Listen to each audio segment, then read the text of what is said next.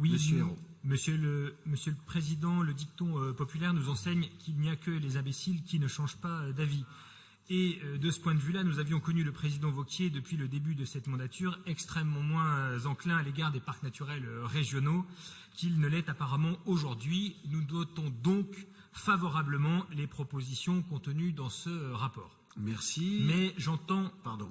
profiter des 2 minutes qui me sont imparties. J'entends déjà votre réplique sur ce dicton populaire et sur son application à l'ensemble des élus de notre groupe.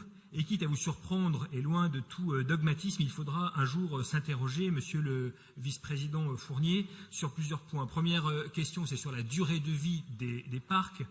Depuis la montée en puissance du fait communautaire et des intercommunalités, est-il toujours pertinent d'engager des procédures de création ou de renouvellement des parcs, de telle manière qu'à peine approuvée, la charte se trouve déjà en évaluation pour s'inscrire dans un projet de renouvellement? La question est posée. Et puis deuxième question, c'est sur le développement des territoires concernés, et notamment au vu de la durée des classements. Il est parfois vécu dans certains territoires une application exégétique des chartes qui tend à créer de véritables réserves d'indiens où plus rien ne peut se faire.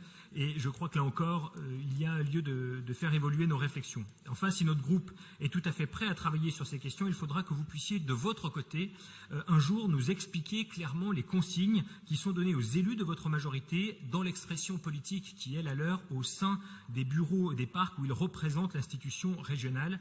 Position qui n'est jamais débattue ni en commission environnement, encore moins en assemblée plénière.